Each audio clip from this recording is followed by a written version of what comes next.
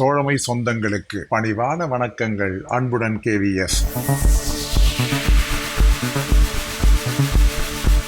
அஞ்சல் இலாக்கா 30/12/2025 அன்று GDS ஊழியர்களுடைய விடுப்பினை சேமித்து வைக்கக்கூடிய வசதியினை உருவாக்கி இருக்கிறது. தற்பொழுது ஒரு GDS வருடத்திற்கு 20 நாட்கள் விடுப்பினை எடுப்பதற்கு உரிமம் பெற்றவர்களாகிறார்கள்.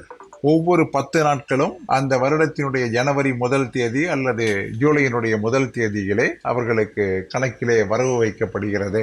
இந்த GDS-னுடைய கணக்கு, அதாவது விடுப்பு கணக்கு எப்படி வைக்கப்படுகிறது என்றால், ஒரு கேலண்டர் மாதத்தை முழுமையாக முடித்திருந்தால் 1.67 நாட்கள் என்கின்ற அளவிலே இந்த கணக்கீடுகள் செய்யப்படுகின்றன. இந்த விடுப்பானது 20 நாட்கள் முடிந்த பின்னால் அந்த வருடத்திலே எடுக்கவில்லை என்றால் அது காலாவதியாகிவிடும், அது லேப்ஸ் ஆனதாக கருதப்படும். அடுத்த வருடத்திலே அதை சேர்க்க மாட்டார்கள். இதற்காக மாற்றாக தற்பொழுது ஏற்கனவே ஒரு வருடத்திலே எடுக்காமல் இருக்கக்கூடிய லீவ் என்பது அடுத்த வருடத்திற்கு அவை டிரான்ஸ்ஃபர் செய்யப்படும், அவைகள் கேரி ஃபார்வேர்ட் செய்யப்படும். ஆனால் அதிகபட்சமாக 45 நாட்கள் என்பது தற்பொழுது தெளிவுபடுத்தப்பட்டு இருக்கிறது. இந்த பெய்டு லீவ் என்பதை மொத்தமாக 45 நாட்களாகவும் எடுக்கலாம், அல்லது தனித்தனியாக தேவைப்படக்கூடிய அந்த நாட்களிலேயும் எடுத்துக்கொள்ளலாம். ஆனால் அதிகபட்சம் அந்த 45 நாட்கள் என்பதுதான் கணக்கிலே இருக்க வேண்டும். இந்த விடுப்பினை மெட்டர்னிட்டி லீவுடன் சேர்த்து விடலாம், அல்லது LWAவாகவும் எடுக்கலாம். அதே போன்று ஞாயிறு மற்றும் விடுமுறை நாட்களிலே ப்ரிஃபிக்ஸ் அஃபிக்ஸாகவும் எடுத்து பயன்படுத்தி கொள்ளலாம் என்கின்ற சலுகைகள் எல்லாம் தரப்பட்டிருக்கிறது.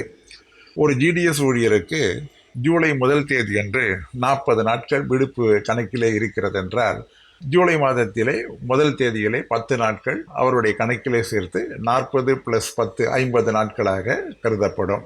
அவர் 2 நாட்கள் மட்டும்தான் ஜனவரி, அதாவது டிசம்பர் 31க்குள்ளாக அவர் எடுத்திருக்கிறார் என்றால் அவருடைய கணக்கிலே 48 நாட்கள் இருக்கும். ஆனால் ஜனவரி 1 தேதி வருகின்ற நேரத்திலே உச்சபட்சமாக 45 நாட்கள் மட்டும்தான் அவருடைய கணக்கிலே கொண்டு வரும். அந்த 3 நாட்கள் என்பது கணக்கிலே வராது.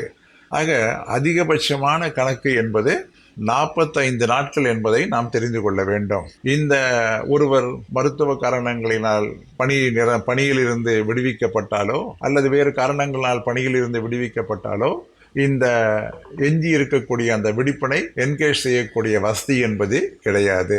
இது முழுமையான ஒரு சலுகை என்று கருத முடியவில்லை என்றாலும் கூட ஏற்கனவே இருக்கக்கூடிய அந்த ஆணைகளிலே ஒரு சிறிய முன்னேற்றம் என்பதை நாம் மனதில் கொள்வோம் என்று கூறி முடிக்கின்றேன். மீண்டும் சந்திப்போம். அன்புடன் KVS.